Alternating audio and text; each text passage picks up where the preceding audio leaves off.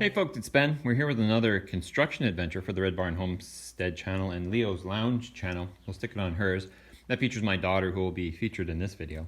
We're making a cat bed that sits over a heater vent. The issue we have at home, and here's a picture. We'll do a picture-in-picture shot. A picture of what we're going to be building. Long story short, I have a cat who sits on a heater vent. Well, there's only 4 in the main area of our house, and so she's plugging one of them. That's 25% of my heat. That's not cool. So we're gonna build a little cat bed over this vent. And what that'll do is it'll let the vent blow out air, but it'll also provide a warm seat for the kitty. In this project, we're gonna be using a little bit of, this is a 1x6. It's 2 feet long. We're gonna be cutting it in half.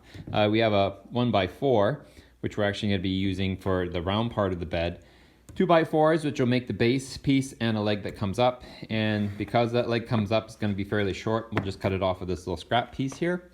We'll be using assorted staples. There'll be a little bit of carpet as well.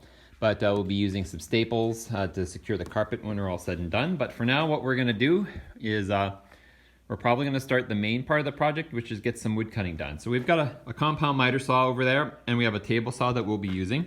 Probably won't film those specific actions, but our first pieces include a 1 foot. So we're gonna cut 1 foot length of the 2x4 for 2 pieces.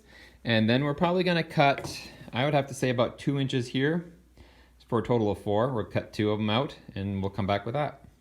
We have all our wood pieces cut. So we have our 2 feet that are gonna be like this. And we have these pieces that are gonna actually sit like this and then are actually gonna bring up our base. And then we have these 6-inch pieces that were more or less gonna sit like this, I guess, apparently. But the cat bed it'd be nice if it had a contour to it, just wasn't square. So the next part, my wife came up with this great idea, is we're gonna use a 5-gallon bucket. And she's gonna kind of demonstrate how she's gonna outline that for us. But long story short, she's gonna take this bucket and use the contour of the edge of the bucket on each side there. And that looks pretty good. And just draw a line for us on this one. And now what we're gonna do is we're actually gonna use a more complicated saw. We're probably gonna take a scroll saw, would probably be great for this, but mine sucks. So we're gonna use a jigsaw, and we're gonna cut that out. And then once we have it cut out, I'll use this as a template for this piece over here. So they'll be the same. And then we'll have our little 4-inch pieces that will actually go here. But this is a little too wide, but we'll do that after we cut this out. So next shot is the jigsaw, cutting this to be the right size.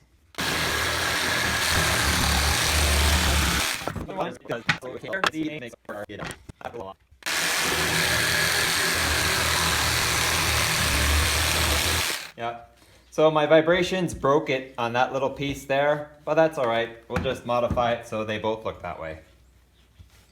Is that how that works? Yeah. And this could be the wall side, and now our 2 bed pieces that are on the side with the contour will be the same. So with these segments cut, the idea is they'll be approximately, I think we're gonna put these about 12 inches apart, and so there'll be a little bit of overlap. But the 4-inch wide pieces are a little wide for the middle. I'd like it to follow the contour a little better. Actually isn't too bad, but what we're actually going to do is I'm going to take the table saw over there and we're going to cut these middle ones in half, and that'll just allow it to be a little bit smoother on the bottom, and then by having a full section on the edge here, it'll allow it to kind of kick over, give us some place to attach our carpet too. So these 2 middle pieces just got volunteered. We're going to measure them down the center and then just rip them down with the table saw right down the middle.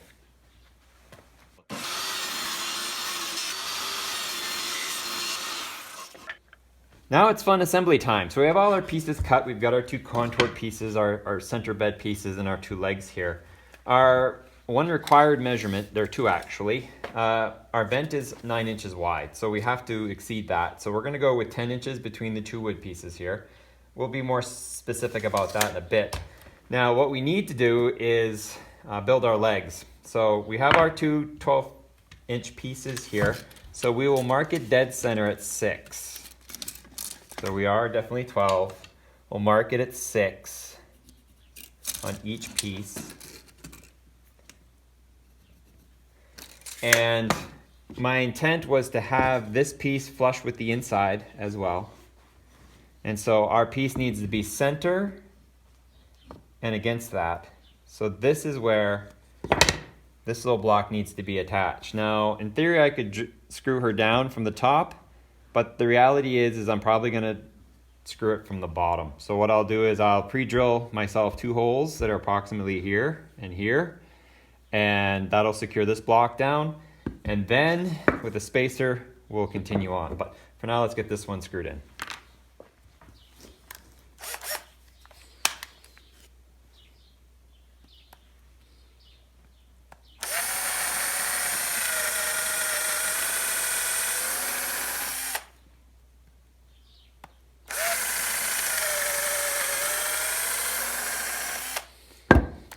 It wanders a little bit, but not a big deal. I think a 2-inch deck screw here that we're just gonna shoot in from the bottom to get her started, which should actually go right through because my hole's probably a little too big. So that'll fit just fine. So what I'm gonna do actually is reset my block up where I want it, which I drew lines, and make sure it's the right distance away. So that's exactly where I want it. So now I'm gonna take a screw through the bottom, and in we go.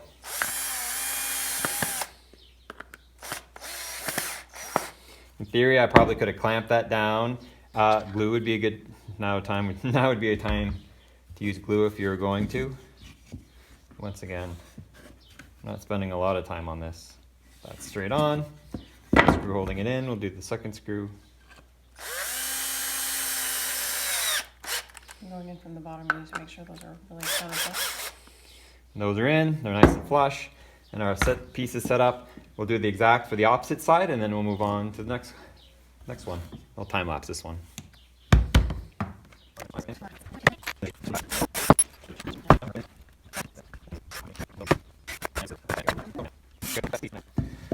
Okay, so with our 2 little stands here, we'll put this just piece here to give us an equal height. Line it up on each end. I'm gonna hold it with my finger, and we'll do 2 pre-drills here. And we're pre-drilling because we don't want to split the wood. This is a smaller piece. The screw's gonna have to fight through the whole way. So with those 2 holes drilled. Okay. So I'll start that one there. Put this one here. And punch them in.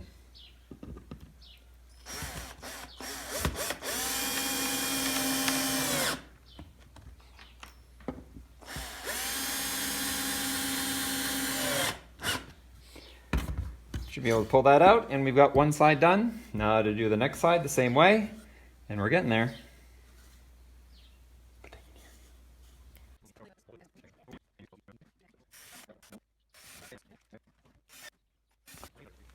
Okay, so we have our nice cut pieces here, but the issue that kind of popped up in our heads is that how is heater air going to get into the carpet that we're going to lay on top of this thing and make the cat nice and warm, or insulating the cat from the heat, which defies the purpose of this whole project, right? So I think what we're going to do, and my wife came up with this great idea, is we're actually going to secure, once we set the base to the separation that we want, we're actually going to secure the outside pieces first. Then we're going to pull one of these centers out and then have the 3 pieces in the middle, and we're just going to allow a gap in between so that that heater air can kind of warm the carpet. We plan to do it because we don't want to deprive the kitty of heat either, right? So for level, I can just bring it to the edge of my table here, which I may have just pulled off camera, tough to say. Nope, we're good still, but we'll swing her on around here. And next we're going to double check our distances from inside that we're 10 inches apart. So we're going to push that one out. And we'll do the same on the other side, so we're square. And we are, mostly, for the most part. Move this one in a hair. So now we're already approximately 10 inches apart.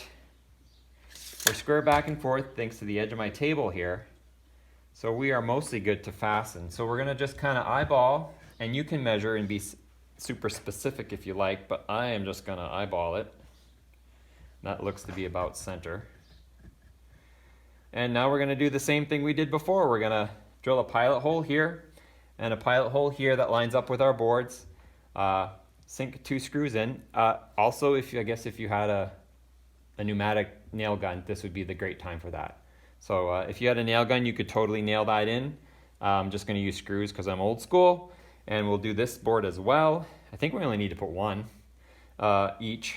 And then we'll pull the middle boards out and we'll do the rest like that. So everything looks cool. We are, in fact, just for those nerds, we are going to measure. So we're about 2 inches there. We're about 2 inches there. Same on this side. We're about 2 inches there. And about 2 inches. So we're good there on that regard. So we're fairly square. Now it's time to screw the thing down. I got some different wood screws I'll be using that uses a Phillips head, but I'm still going to pre-drill everything.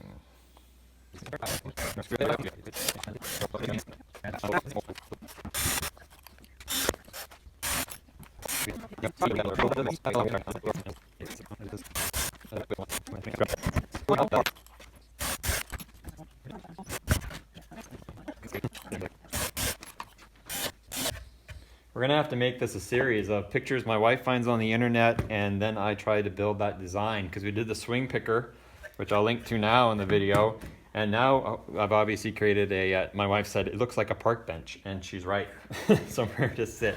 So now we've got the fancy part coming up. So we have our design, right? So we've got our feet, our boards there, everything's covered. I would probably, prior to paint, I would just kind of hit the edges with a little bit of sandpaper just to square them up a little bit and to get the scruffy stuff off. That probably would have been a good pre-move to do, but we're just kind of punching this out and then paint it whatever color you like after the, now would be a great time to paint it. I'd rather just have it in the house running, so that's what we're going to shoot for now. So now my wife's going to come over here and I'm going to film her, and we're going to walk through how to put upholstery on this thing, right? Because ultimately that's what we're doing here, right? Upholstering the park bench for cats. Yeah, park bench for cats. So we've got this piece of carpet from the, we bought it at Walmart. Dollar store. This one came from the dollar store. Dollar store even. So we're talking, dollar store's not $1. Dollar store's like $4. Yeah, I think it was like $4. $4 piece of carpet. It's 15 inches wide. So it fits perfectly in regards to having the edge piece and things like that. So now we're going to attach it. And we'll split it in there somewhere. So I think our game plan, we just kind of chatted over it in this edit section that we had, is that we're going to leave this edge on top because it's a nice finished edge. As most cat toys are stapled down anyway in terms of carpet. Because it's so long, then we'll come back and cut it and fold that edge over and then staple it on the back side. So that should create that cute little hammock section, and we'll just see how much of a claw toy this thing is. So. So these staples are 1/4 inch or maybe 3/8. 3/8, something like that. But you could use 1/2 inch if you're gonna push it. Yeah, yeah. We're using a staple at least 1/2 inch long. Yeah. Or at least that long.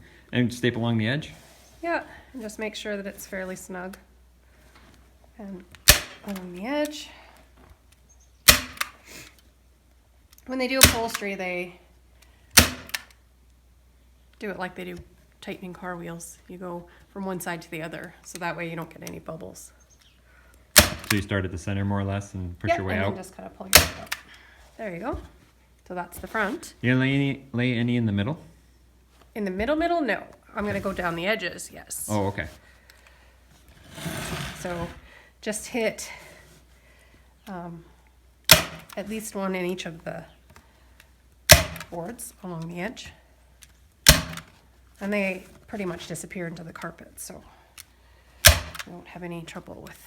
I guess if the carpet were hot pink or something, they might stick out, but this is a steely color. Gray kind of carpet, so. Oh, there's pink there. Yep. On this side, just hit one in each end of each board.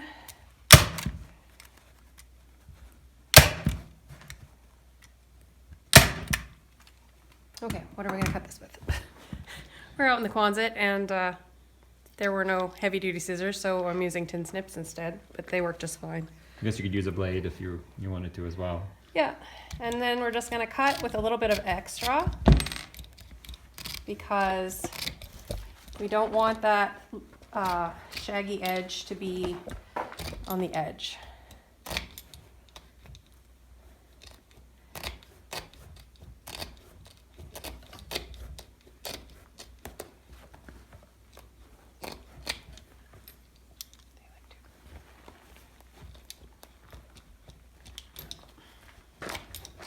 they're not the easiest things to cut carpet with, but No, and they suck with tin as well, so. I was gonna say they're not the easiest thing to cut anything with.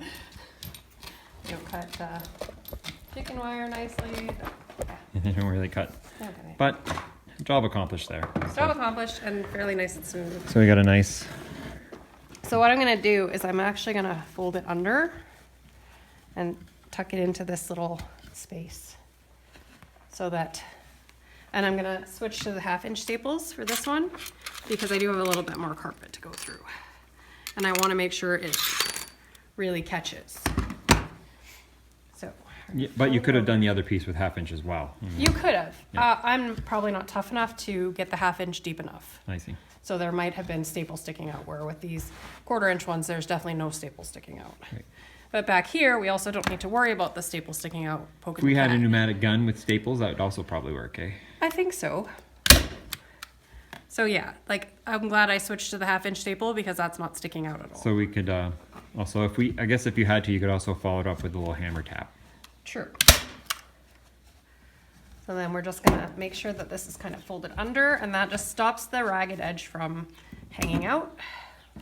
So you know things with cats, they like to catch anything that has a ragged edge and pull it out. You still see that? Yep. And then we're just gonna staple that across the back. I could have picked dirtier wood too, I guess. That's all See good. some of it's, It's all good. this would be a good project for the kids to paint later. Yeah, and then just staple that all the way across, like so. And it's fairly good and attached. Hit it anywhere you feel it needs to be stapled. And you can't see those staples either, so. Sweet. And that's a cat bed. Bam. So from the picture you saw at the beginning, what I was supposed to build, and this is what we actually built. So it's pretty awesome there. If you have any questions, ask them. Please like this video if you do. That helps support the channel. And subscribe to Red Barn Homestead and or Leo's Lounge, because that's where my daughter's doing cool little stuff, kids stuff, whatever. And yeah, I think that would wrap it up there. So if you guys have any questions, leave them, and you guys have a good day.